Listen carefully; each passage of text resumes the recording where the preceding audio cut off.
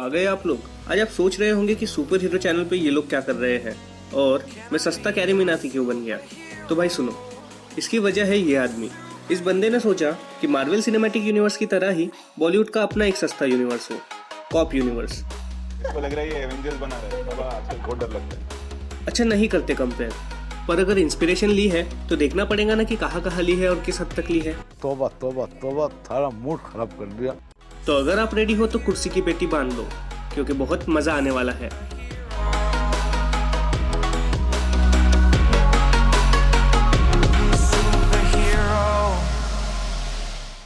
तो सबसे पहले हम बात करते हैं इस प्राणी की। नहीं, ये योगा वाली नहीं, वो फिजिक्स का टॉपर। हाँ, ये रोहित अजय के करियर के स्टार्टिंग से ही उसके साथ काम कर रहा है। इवन उसने असिस्टेंट डायरेक्टर बन के अक्षय के साथ भी काफ़ी काम किया है। अगर उसके मूवी के रिकॉर्ड्स की हम बात करें तो ऑलमोस्ट सारी Golmaal movies, Sunday, all the best, बोल बच्चन, चेन्नई एक्सप्रेस या तो पूरी तरह कॉपीड है या इनका प्लॉट सीधा सीधा उठाया गया है साउथ की मूवीज से। अरे इन्हें छोड़ो, हमारे वीडियो के मेन मुद्दे की अगर बात करें तो सिंघम भी कॉपी है तमिल मूवी सिंघम की। सिंघम रिटर्न्स का प्लॉट सीधा उठाया गया है मलयालम मूवी एकलव्यान से, और सिम्बा रीमेक है तेलुगु मूवी टेम्पर की। अरे भाई किसी इंडस्ट्री को तो छोड़ देता। अभी अकेला कम पड़ रहा था कि इसने as a producer Karan Johar को भी ले लिया। मतलब अब more star kids, more struggle, more remakes, even of songs. हे भगवान, कोई तो बचा लो बॉलीवुड को।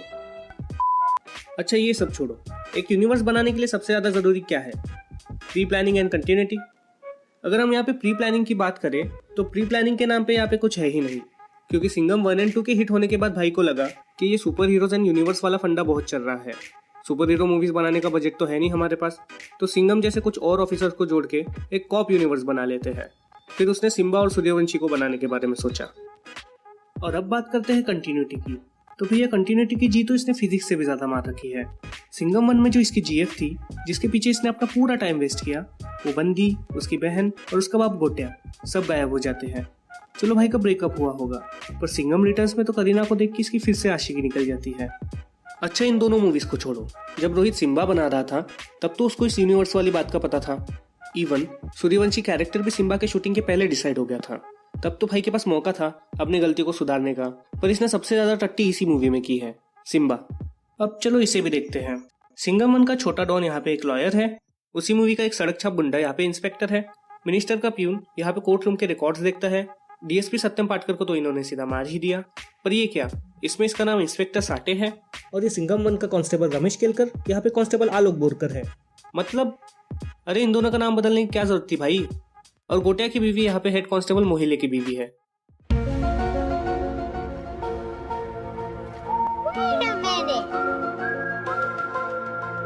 तू लुट गया रे गोटिया।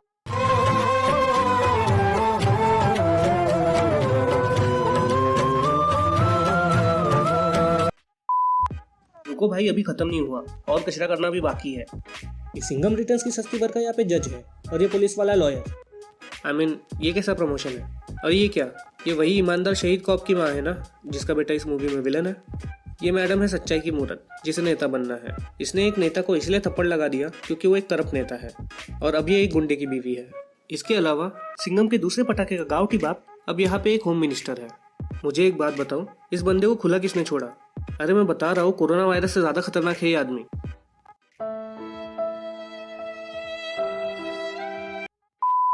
चलो मान लिया इतना भी बुरा नहीं है बंदा, कहीं कहीं इसने कंटिन्यूटी का ध्यान भी रखा है।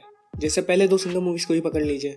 सिंघम के पेरेंट्स कांस्टेंट है, इंस्पेक्टर फडनीस कांस्टेंट है, ये गुंडा दोनों मूवी में गुंडा है, और ये बंदा दोनों मूवी में रईस है।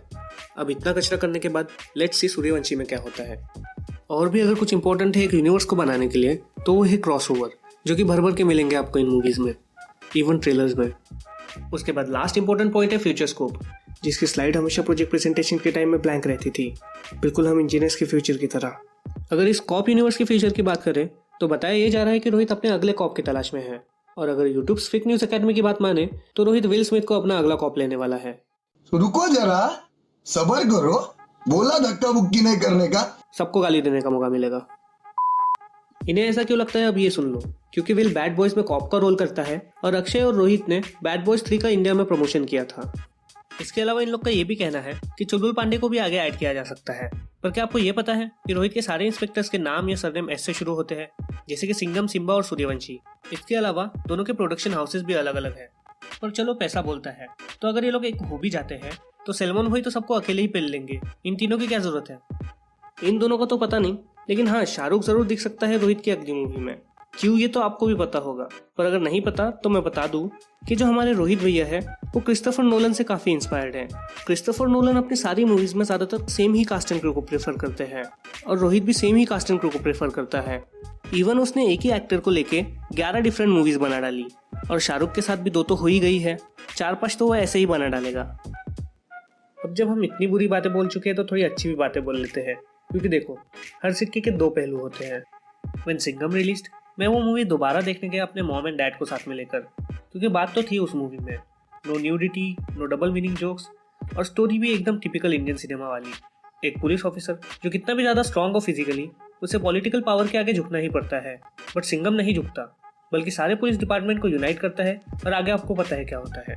इवन सिंघम रिटर्न्स भी हमें यही बताती है कि अगर पुलिस यूनाइट हो जाए तो कोई इस शहर के किसी मंदिर के सामने से एक चप्पल तक नहीं चुरा सकता। सिंघम ने कितने ही लोगों को और पुलिस वालों को इंस्पायर किया।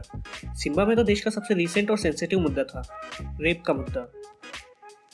तो मेरा ये सजेशन है रोहित एंड टीम को on behalf of all the Indians कि अगर वो साउथ इंडियन मूवीज की कॉपी करने के बजाय south and other regional directors and actors के साथ हाथ मिला ले तो इंटरनेशनल रीच का तो पता नहीं, पर नेशनल रीच जरूर इंप्रूव हो जाएगी, और स्टोरी भी, और VFX भी, और दिल से बुरा लगता है यार। गजब बेइज्जती है। अब ओवरऑल बात करें तो रोहित की मूवीज होती है एंटरटेनिंग। इसके अलावा उसकी जर्नी भी ऐसी थी कि एक टाइम पे उसने अक्षय के स्टंट डबल का रोल किया था, अब वो उसी की मूवी डायरेक्ट कर रहा है। सो वी होप कि सूर्यवंशी एक अच्छी मूवी हो और ये कॉप यूनिवर्स वाला फंडा काम करे, बॉलीवुड अपना नाम करे। So best of luck Rohit Sharma, I mean Shetty, नहीं वो दूसरा वाला।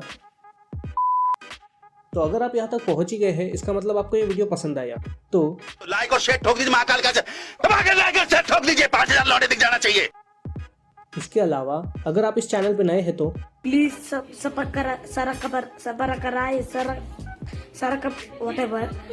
और अगर आप मेरे नए वीडियोस को मिस नहीं करना चाहते तो आप इस बेल आइकन को भी दबा सकते हैं। तो मिलते हैं अगले वीडियो में, तब तक के लिए स्टे सेफ, स्टे ट्यून्ड।